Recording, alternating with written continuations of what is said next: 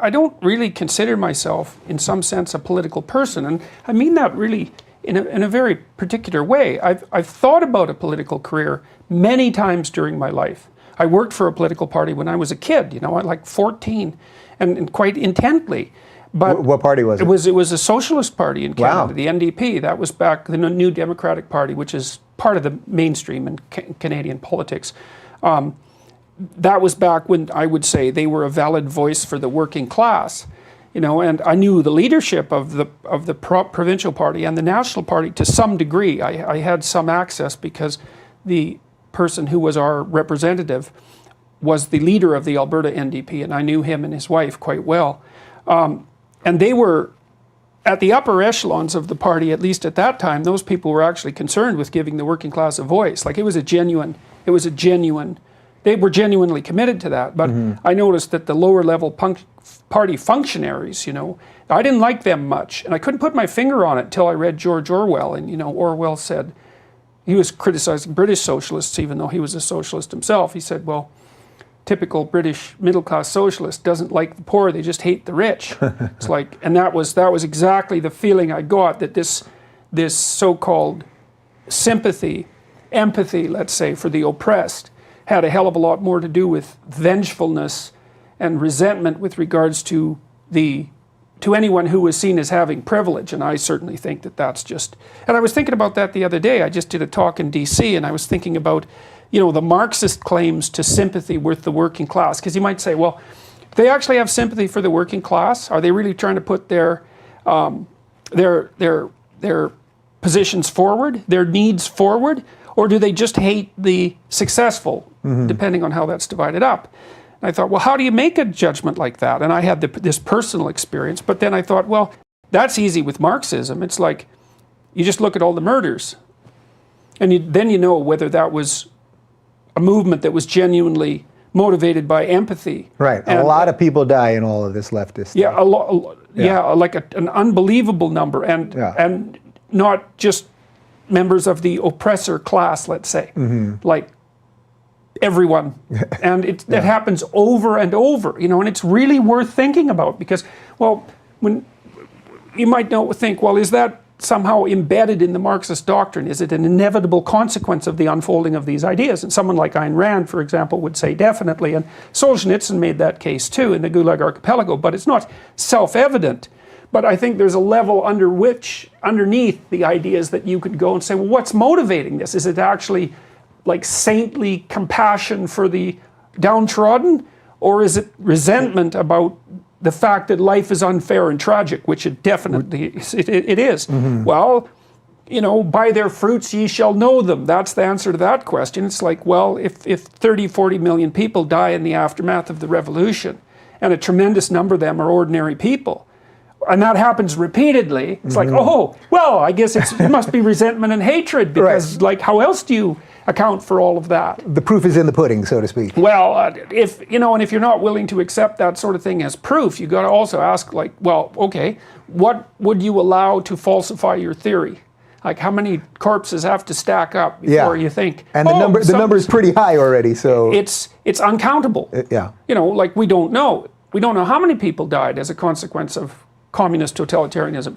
It could be 50 million, it could be 150 million. Those are big error bars. Yeah. You know, like that's a big problem when you can't count in the tens of millions, when you can't get the damn estimate right. And it happened in multiple cultures, right? Because you might say, well, it was just specific to a time and place. It wasn't intrinsic to this radical doctrine. Yeah, well, there's not that much that's the same about the Soviet Union and all of its countries, let's say. Broad range of cultures. Maoist China, Cambodia, you know, places in Africa as well. These aren't the same places, but nonetheless, you drop that poisonous seed in there, and it's like mayhem in no time flat, and nothing works. Like, so I'm going for the, don't be thinking that you're so saintly just because you claim to stand for the oppressed. It's like, examine your conscience. And well, but that thing though is a drug to people, right? I mean, that what we refer to as virtue signaling and all of that. But that feeling that you're always looking out for everyone else, you'll always sacrifice yourself for anyone else, you'll always attack the privileged and supposed people above you. It really, there's something in that has like an addictive quality. Well, right? the question is, what's the drug? The drug might be, oh, I'm a good person, maybe, but like a more psychoanalytically minded person might say, no, that's not actually the drug. The drug is the hatred and the rationalization for the use of power and the wish for totalitarian control and tyrannical rule that the mask of virtue covers. So the virtue signaling, actually, that's not what's really providing the big kick. It's like, I'm a good person. It's like, no, it's even better than this. It's like, I've got a place to direct my worst impulses. I don't even have to notice them myself because I've got this mask of virtue, and so I can let's call them, the demonic forces that make up part of the human psyche. I can let them have carte blanche and then also say that I'm virtuous. I would say that's a powerful combination. Yeah, right well, it looks like it's a powerful combination. I mean, if you look at the way people behave, historically speaking, it looks. I mean, it's often that great horrors are perpetrated by people who mask them in a utopian covering, right? Right. Because nobody comes out and says, "Hey, well, I'm Satan himself." It's like, I'm out here to do harm. Right. That isn't what people. But somehow harm gets done. Yeah. And so, one of the things I really like about the American political system is that it's not predicated on a utopian ideal. The founders of the American system, of course, they were basically English, but, the founders of the American system said, okay, well, you can't trust people to do the right thing. It doesn't mean they're all bad, but you can't assume that they're going to do the utopian thing. That isn't what people are like, and they tend to take care of themselves first, and maybe that's okay, and maybe it's not, but it has to be bounded.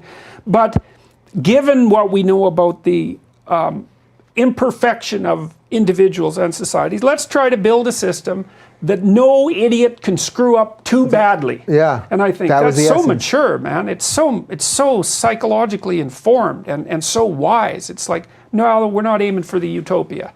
We'll aim for not too murderous. How about that? Right, and that's the thing, because humans are the flaw in the utopian system, right? I mean, you can't create utopia because we're part of it, and we're not perfect. Well, so the idea of the perfect system created by an imperfect creature, us, it actually doesn't even stand to reason. Yeah, well, and you can't also blame our imperfections on the imperfect social structure, which is, of course, what the Marxists tend to do, because it doesn't help. It's like, okay, the social structure is imperfect. Well, who produced that? It just pushes the question back one step.